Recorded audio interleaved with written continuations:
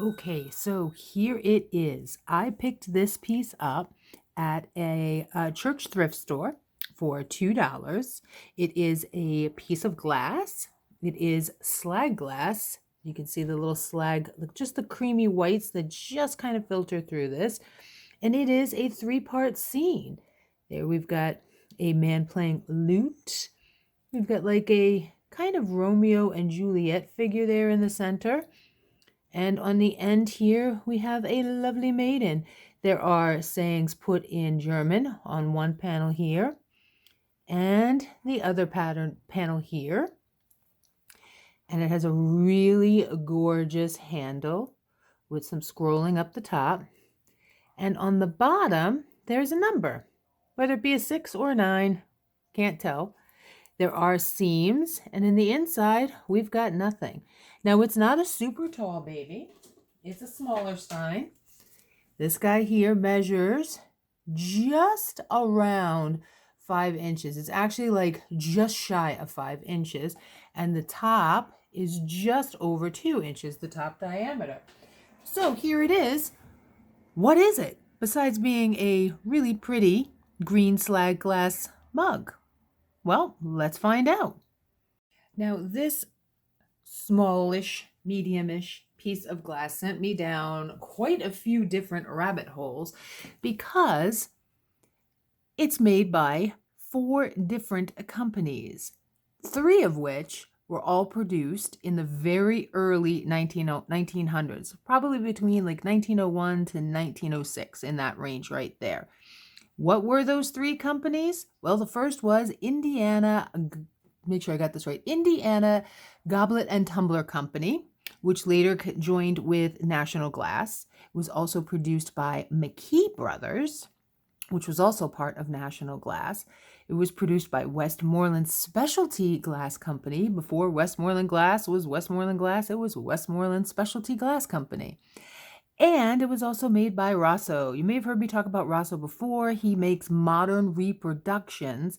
And in this case, this kind of stein right here, this kind of glass stein, would have been manufactured for Rosso by Mosser. So I guess maybe technically that's 5 glass companies when I stop and think about it. Now, there were a handful of different patterns that were done in this, and this type of stein is very commonly referred to as Greentown Glass. There is no such company as Greentown Glass Company. Greentown Glass, the name came from the Indiana Goblet and Tumbler Company, which was located in Greentown. So that's the common name that these steins are known by. So there's our first thing. There are several different patterns, 2 of which are exceedingly similar, the Serenade and the Troubadour. Now, both of them are exceedingly similar because they have the same 2 side panels. They have this side panel and this side panel. So we have the man playing the lute and the maiden. What's different in each is the center panel. So this center panel here is got 2 lovers holding hands. This pattern is known as the Troubadour pattern, or also the Romeo pattern, or also the lovers pattern. Can they make this any more confusing? Really? So I thought it'd be really interesting to give you a little bit of a history of what Greentown glass steins Let's start by working really with the are, piece and that they I are actually very, have. very So here on the collectible. left panel, you'll see the lute player and some words inscribed there in German. I won't embarrass myself by trying to say them. What it translates to is luck is fragile. I really kind of like that. Luck is fragile.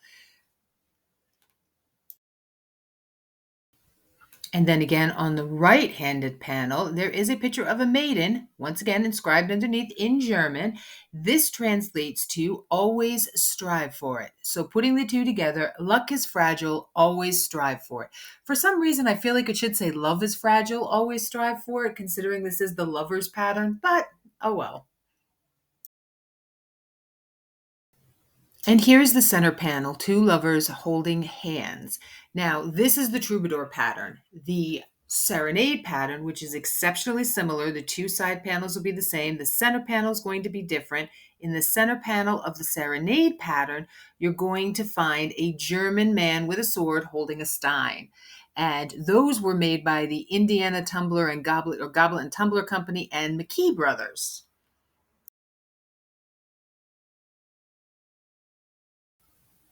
Here is the serenade pattern, and you can see just there where the blinking arrow is the very faint image of that swordsman. So that's what tells the difference between the serenade pattern and the troubadour pattern.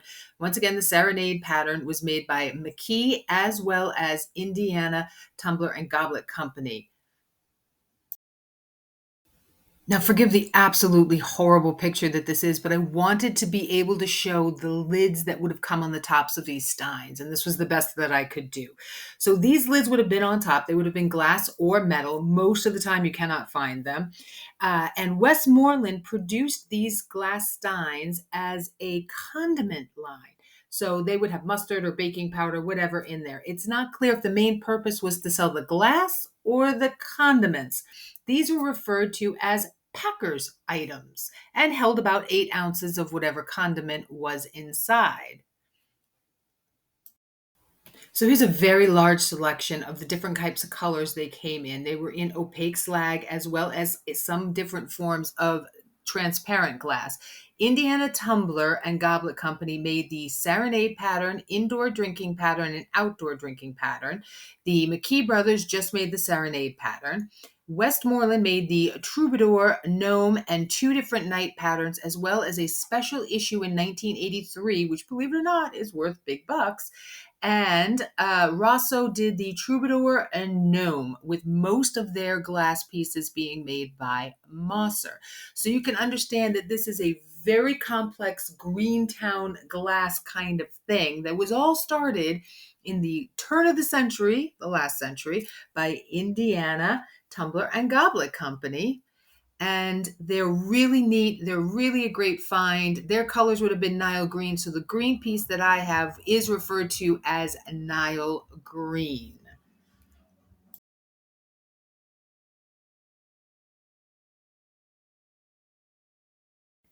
So just how do you tell which is which? Well, the pattern is going to be your first giveaway. As I said before in the previous slide, the pattern is going to tell you who made it.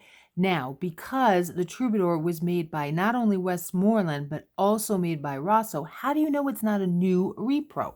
So from what I can gather, this little mark on the bottom indicates that it's a Westmoreland piece. Rosso, there will either be nothing here or there'll be his symbol, which is very, very easy to identify. It is a letter R, and in the center of that letter R is a keystone. So just in case there we go. We've never seen it before. There is the Phil Rosso mark right there, the R inside a keystone. Now, not all of the pieces were marked from what I was able to look up, but there's also the quality. So the Rosso pieces aren't going to have as much really, really well done, defined edges, and the quality is just going to be not the same. This is also does have a small chip. I will say that. That's the only thing. It's a very small, old chip. But they won't have these mold numbers. These mold numbers were actually very older numbers that I came across if you saw the Dithridge line I did. They happen in older antique pieces of glass. So I can say with pretty good confidence that this really cute little glass stein mug is probably about 120 years old. And to just have that one little nick in the top is kind of fantastic. Well, I hope you enjoyed discovering what Greentown Glass was, considering it was never a glass company. And if you come across these, pick these up. If you manage to find an Indiana piece, they are worth a lot of money to collectors. Just these Westmoreland pieces are going for, around $40 on eBay, average price. The other ones are probably going for in the $60 to $80 range. And if you find one with the top, forget about it. You're in a different league altogether. So I hope you enjoyed this week's edition of Investigating a Find. And until next time, everybody, stay swanky and stay classy.